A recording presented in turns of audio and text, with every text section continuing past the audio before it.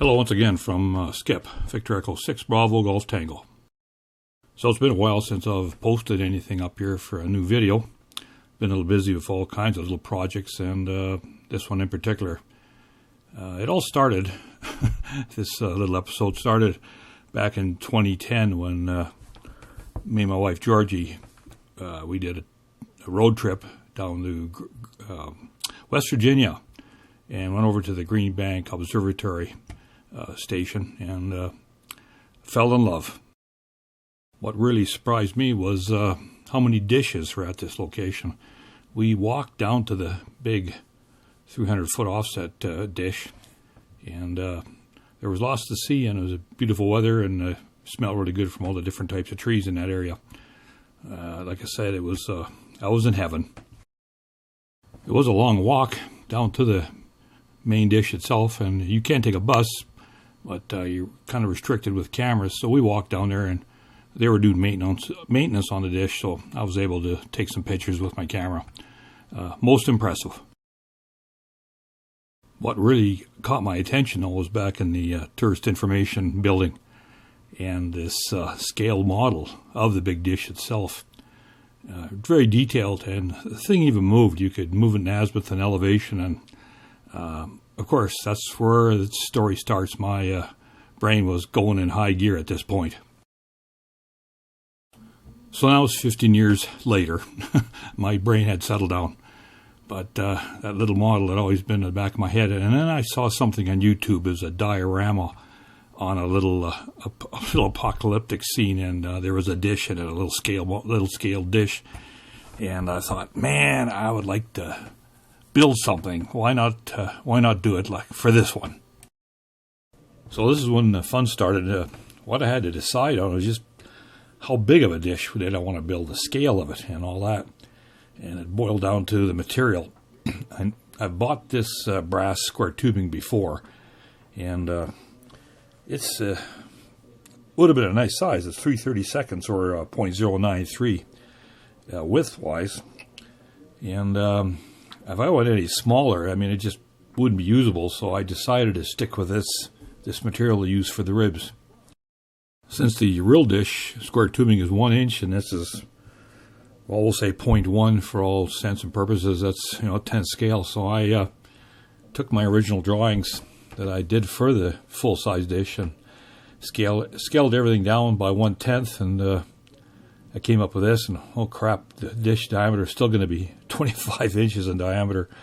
I thought, man, that's big, but not much else I could do. I can't go any smaller. It's just the rib material is just going to be. I don't think I could buy anything any thinner anyway. So I decided, okay, full speed ahead. So just like building the real dish, I had to build a template to, lay the metal tubing down on, and in this case, instead of welding, solder it together.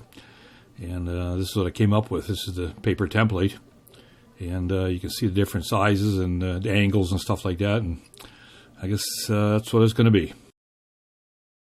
This is a picture of the little template. And, of course, a lot smaller than the original one. It was made out of plywood, and this one's just a piece of paper stapled on top of a board. I bent the first parabolic curve piece by hand, and then laid it on the paper, and then used all these little aluminum blocks with some small little wood screws, and used them as placeholders to hold all the metal pieces in place. This was an experiment. I didn't know if this was going to work or not, so the first rib was just a trial and error.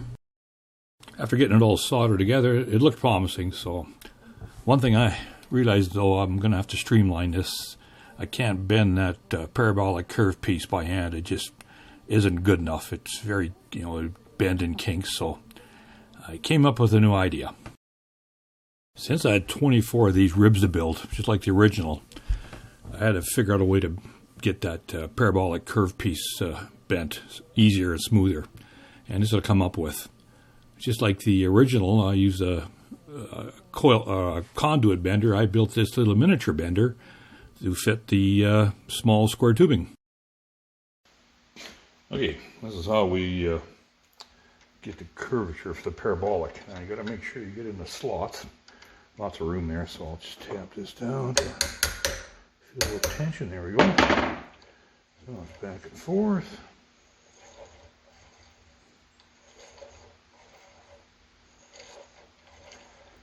A little more. It's just like the pipe roller I used on the big dish, just a smaller scale. A little more. Got a mark on the side here to tell me how far to go with the pulleys, or the rollers I should say. But we'll try that. We'll have a look and see what it does. A little bit of curve. I don't think it's enough, but we'll see. We'll swing over to our template. There's I've been using, and oh yeah, I gotta go a whole bunch more. So, all right.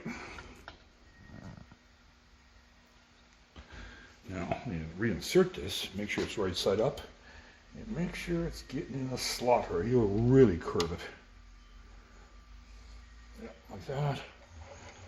Okay, let's give it some more bend here. Almost to the line where I want it.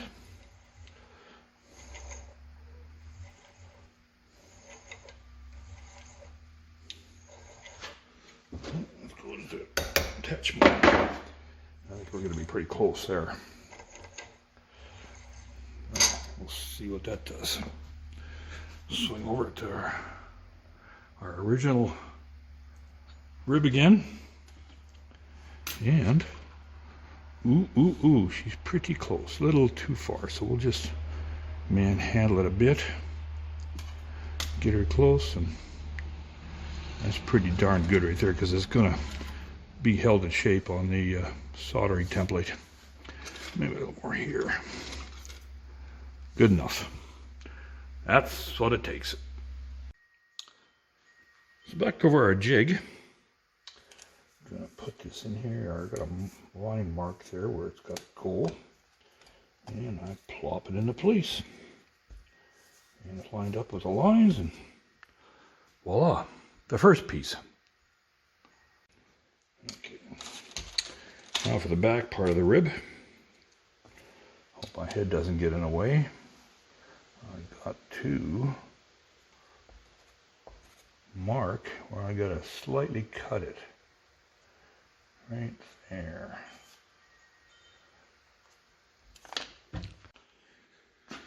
Well, take it over here, put it in my little clamp. Hold it in tight, and I'm not going to cut right through it. I only want to cut halfway through just to bend it.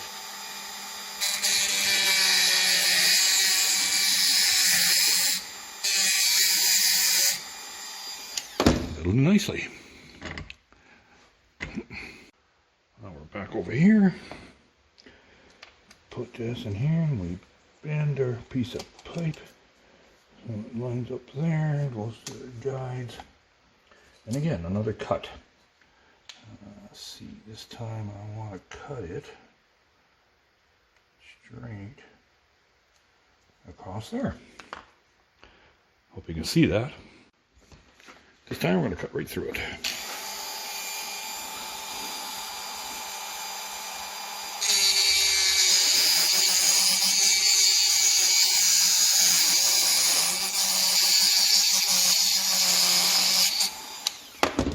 And voila.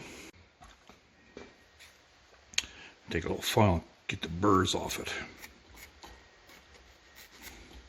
Probably not in a view here, but oh well. Close enough. I'm kind of getting around the camera here. Put it in there, put it in there, put it in there. Put it on a bit, and it is, oh, just a bit long. Okay, we'll fix that.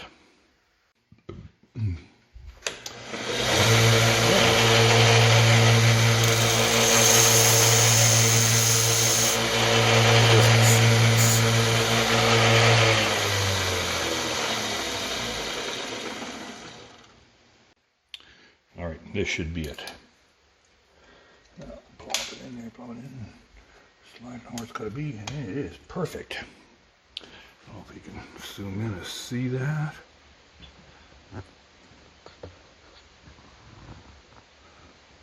Straight with a line there.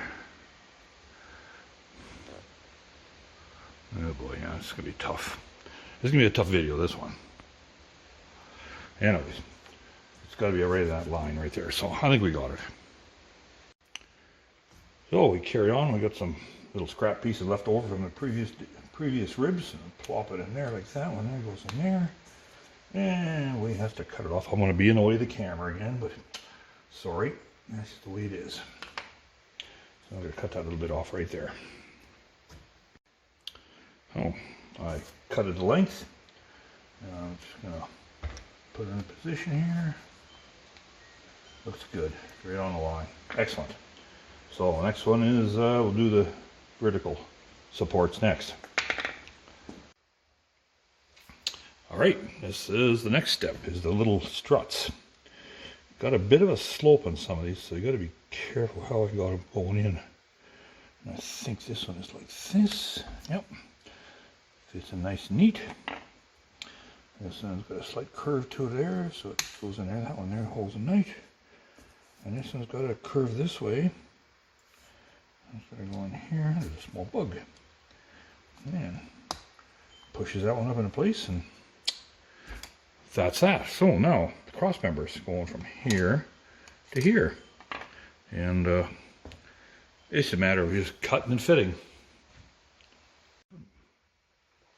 Okay, I got the cross members cut. So this baby here, you notice I put the original up here just so I wouldn't get them backwards, you know what I mean? I've been known to do stupid things like that. So I just plop it in there, push this forward. Voila. This one here, it's got angles cut. Goes in there, goes down there, pushes that one there forward like that.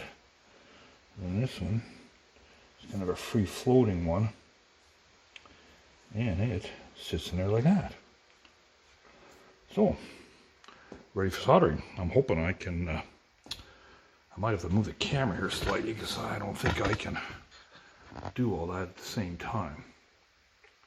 Call it that. All right.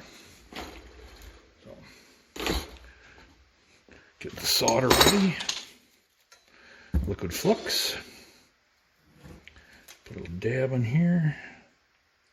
Check things first. Looking good. Yep. All right. Let's take this here. All right, focus. Yeah, more or less. All right. So some flux. Get her hot. Put a good dab on there.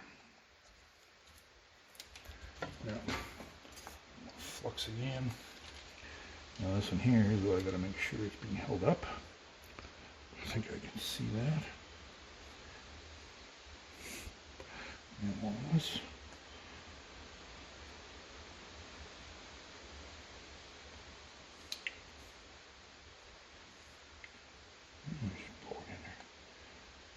A little extra doesn't hurt. Alright, next one, a little flux again.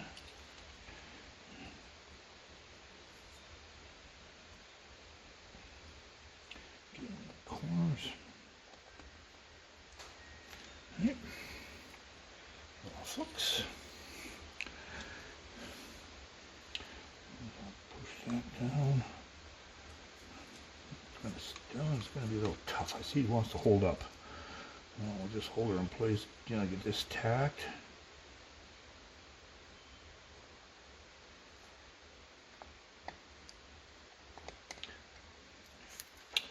Now this one. Let's see what's going to happen here. We'll have to press down on this.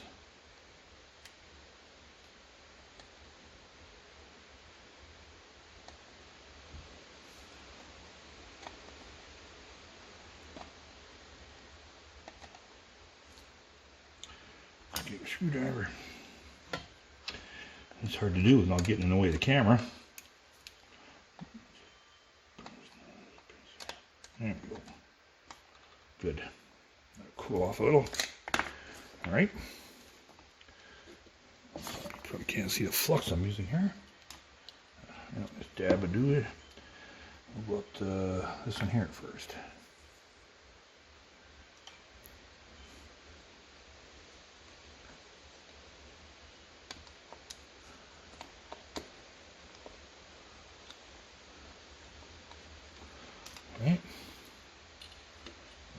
flux. And just push down, yep. This is the toughest of all of them here. Oh, look at nice fly on me. Getting the corners. And there's a hole on this side. Always gotta get it filled in. Good. No. 1, 2, 3, 4, 5, 6. A bit more on this one. All right. I quite often forget one. And there. We're good. Okay, well that's cooled off. Take my screwdriver and pry it out.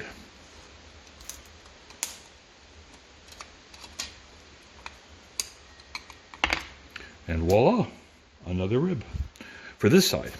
Before I do anything, no, I take the new one here. We'll get things right up. I'll just move the camera a bit so you can see what I'm doing. That's the original. I lay this on top just to make sure it's darn close.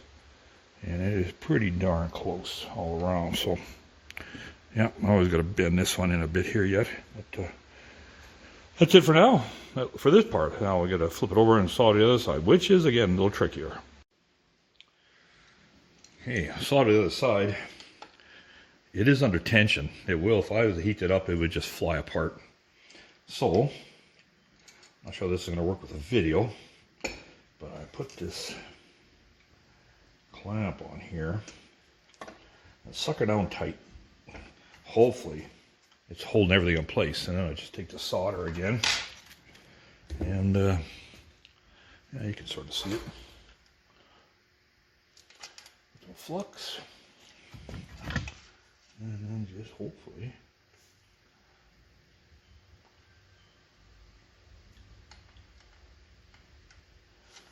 may have moved a little bit there. Yeah.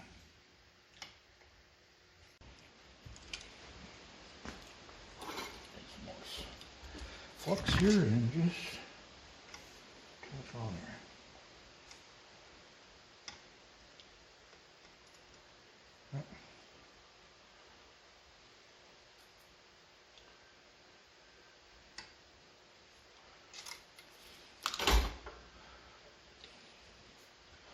Cool off.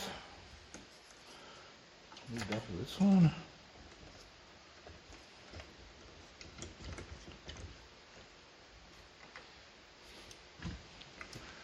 Clamp it down.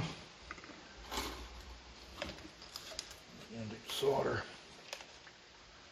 It was easier building the big dish, MIG welding, because when I flip it over and weld the other side of the rib, it wouldn't fall apart because the aluminum welding wouldn't melt like solder. This little sucker's a little trickier. There's that. And last but not least is the very tip.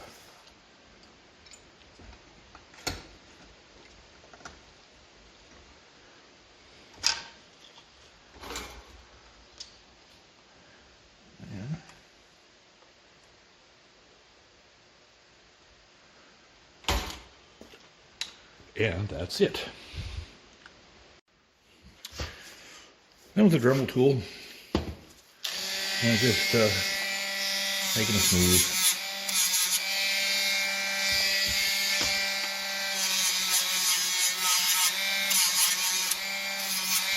Just looks a little better.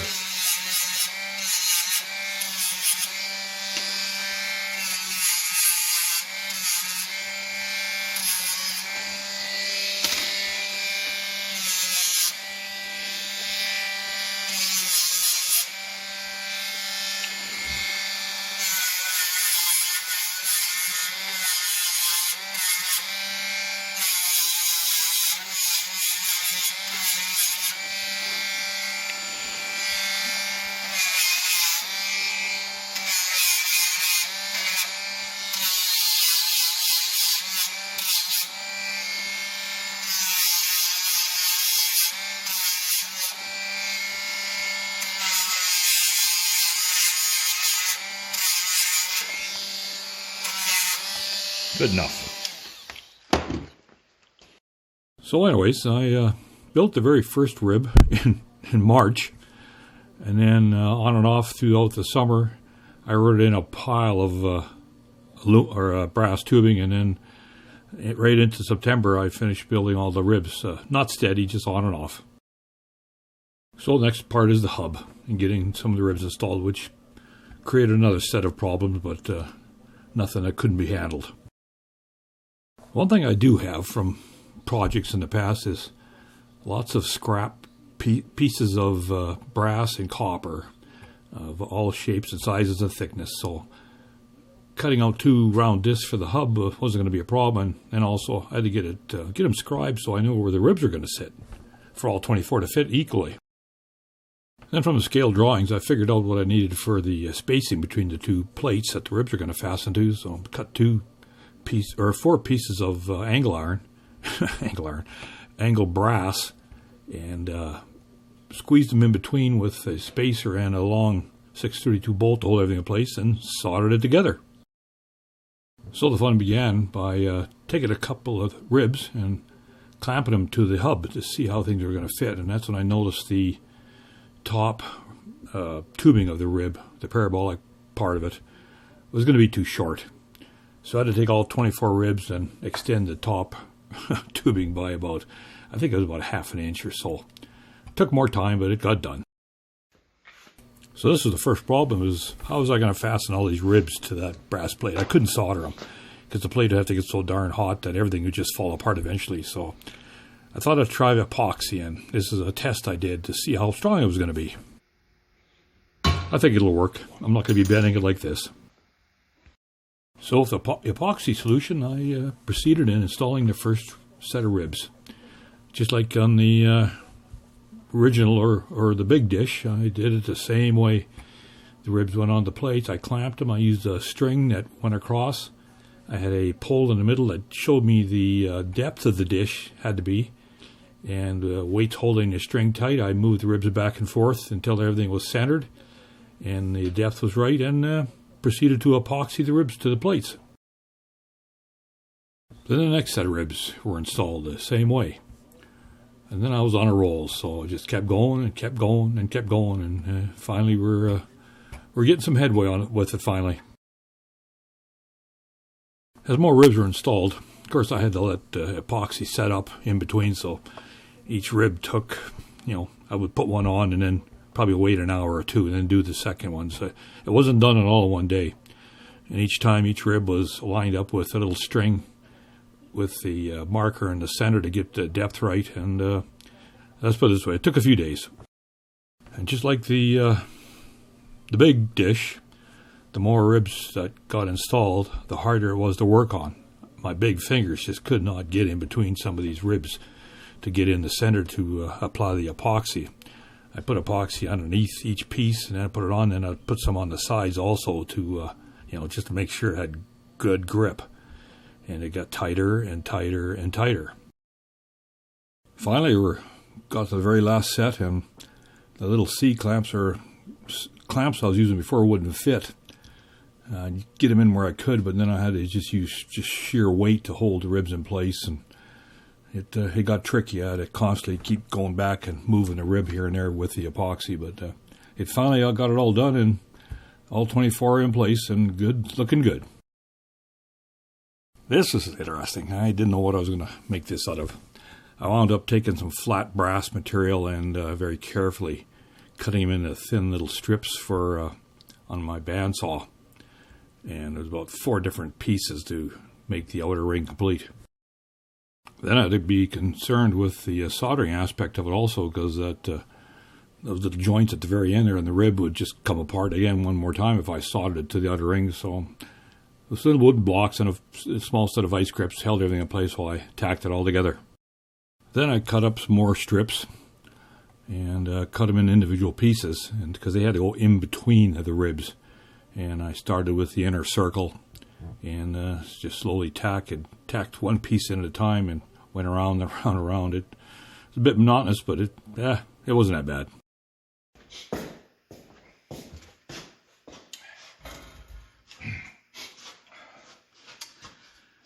Anyways, I pre-tin the little brass strip, and I tack it on here.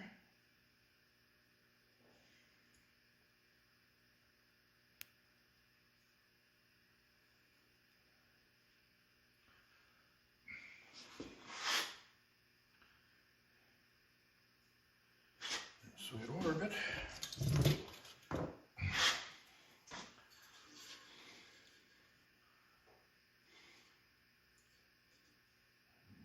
Solder away.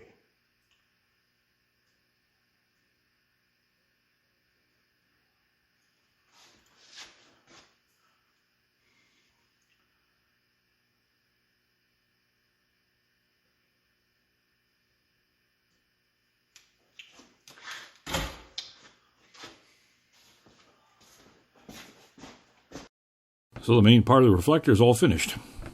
I still haven't figured out what I'm going to do for mesh on it at this stage of the game, but I thought the next step would be getting the mountings for the feed support arms. It's got a bolt on there somewhere. So sticking with my game plan to try and make this thing as close to a replica as the big dish I could, I built this little, well, it's the feed mount that the feed assembly slides into, with the 4 pivot points that the arms connect to. All that little pieces of brass I had laying around. Then I threaded on a longer piece of aluminum shaft material from the center of the hub, and already, of course, I know where the focal point is, and I went past that a little bit and built this little metal or little aluminum square plate that the feed mount assembly will sit on, and the arms can hang off it then, and then I can go into the dish and figure out where the mounting or the where the bolts are going to be. With it all being held in place with that single shaft up the middle, I then built little brackets that the feed arm pipes slide into, and there's a small bolt on there to make it clamp tight. It had to be adjustable, plus I had to be able to take it apart. Anyways, this is taking a while, so next part is the mounting frame for the back of the dish. So some angled brass. I started with building this square frame, and it had to be tapped into the base plate of the hub itself, so I could take it on and off. Sticking with the original plans of the big dish, I then took this square tubing and started building the next box frame part, and had to get these things cut at angles. So as easy as to do is just do it on the sander itself.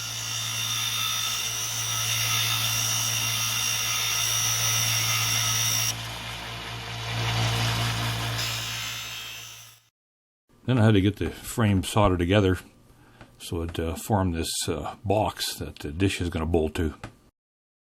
I had to keep it as square as possible. Luckily, this brass doesn't take away the heat too bad, so I can still use my solder gun without having to fire up the torch. But anyways, the next part of the frame was for the counterweights. It all went together quite well. This little metal brake sure came in handy now, because the next part I was going to build the azimuth pipe mount that the frame is going to swivel on for the elevation axis. And it's all, like I say, all built from just some bits and pieces I laying around. So it all went together.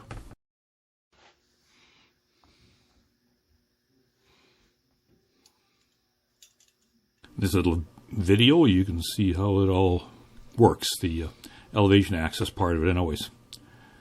And this is all going to bolt finally on top of the, was a 5-inch azimuth pipe.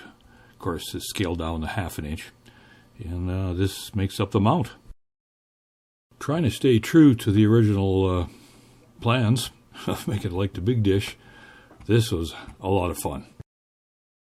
At first, I wasn't sure how I was going to build this thing, but again, sticking with the original idea, I built out of aluminum some little pillow block bearings, not really bearings, but and then a long piece of threaded shaft for the worm. I slowly built up bits and pieces of this thing, and you can see the heat gun there. This took some heat to get this thing soldered together, but it slowly came together. And the biggest part I had was what to use for a motor, and I just happened to have these real small planetary gear motors. Okay, the scaling's a little out of whack, but hey, it's close enough and it'll work. Next, I had to build up the mounting frame for this elevation actuator to mount to, onto the azimuth pipe itself. And this would be where the actuator hinges on and connects to the frame of the dish. Okay, this is what it looks like.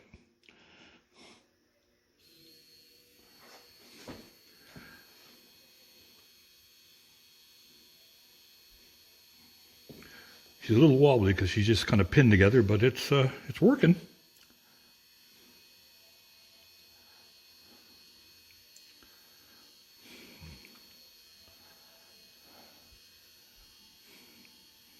I'd say the gearing for the motor is just right. So maybe I was going to have to lower the voltage or something, but no, it's perfect. Something hangs it up at the very end at 0 degrees, but I can fix that later. But right now, I'm just, proving out this part. It'll stall out here when it gets to the end. Actually, the spring slips. There's 0 degrees anyways. There we go. Reverse to polarity. Down it goes. Seems to go down faster, doesn't it? Yeah, you never know. I might have to actually use counterweights in this thing. It's pretty powerful. We'll see.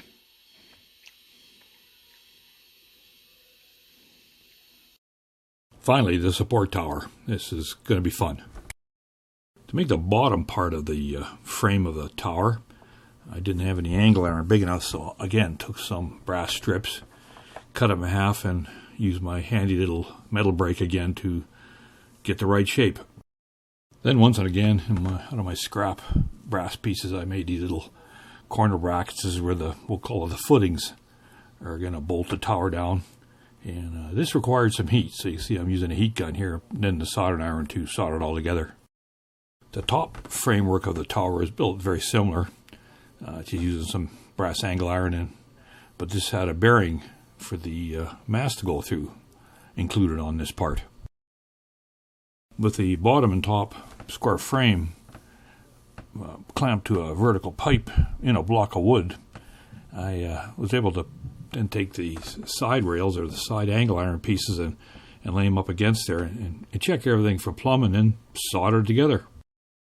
Just like in the big dish or big construction, I used a level for everything to get things lined up. After that, it was just a matter of getting the cross braces put in, the side rails, and then I slid the azimuth pipe in to check it for true, and she's looking good.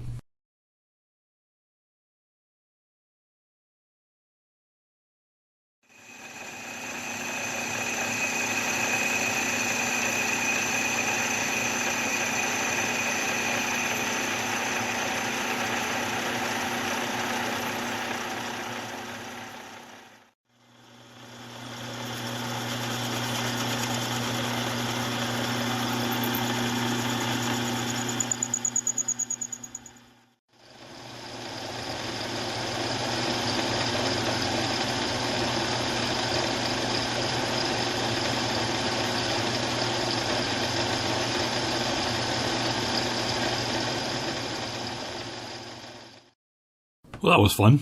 Of course, this slew gear doesn't actually work. It's just a prop, but hey, it's going to look good, if anything. Built a framework for it, just like the big dish, and it sits in the tower, and like, what can I say? It looks good. Finally, I can start assembling some of this and test the elevation drive and just see how things fit for the very first time. Got the mounting frame bolted on the back plate of the dish of the hub. Just using ordinary bolts for the elevation axis for the time being.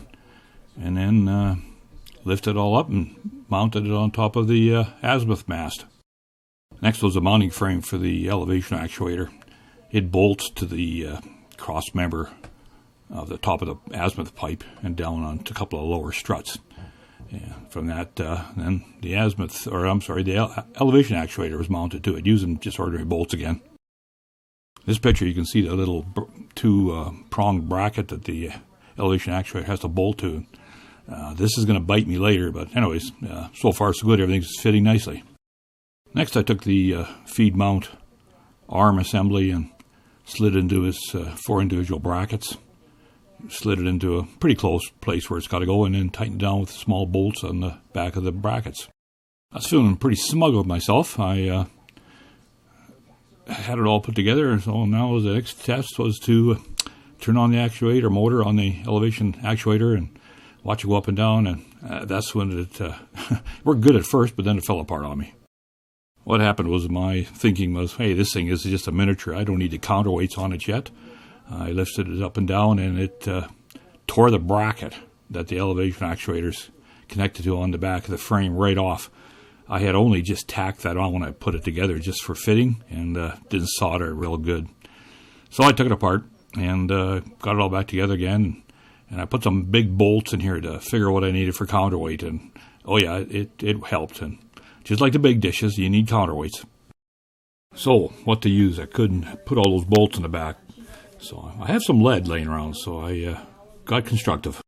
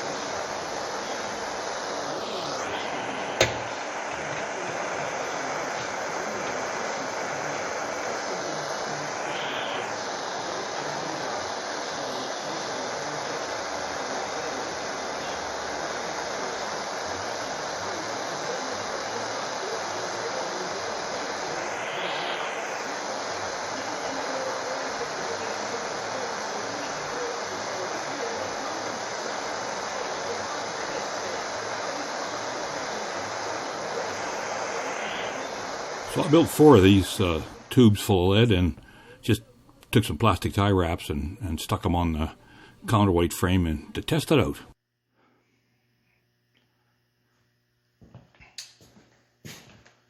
Okay, here it goes. Well, I know it works because I've already done this, so.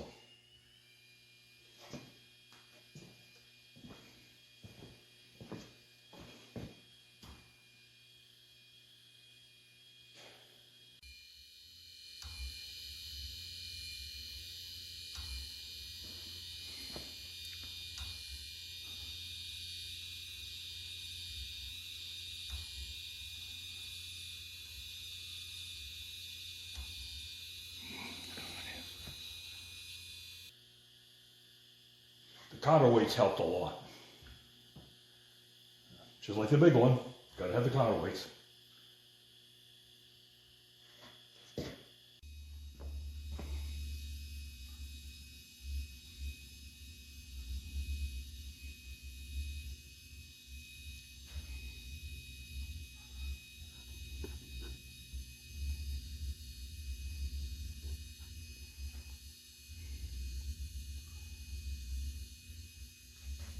So it looked like the weight was going to work, so I took it apart again and built up special little brackets to get rid of the plastic tie wraps. I can't use them, and put it back on, and yeah, it looked good.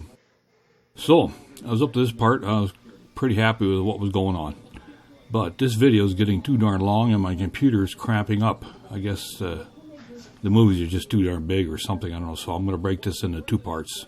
So this is the end of part 1.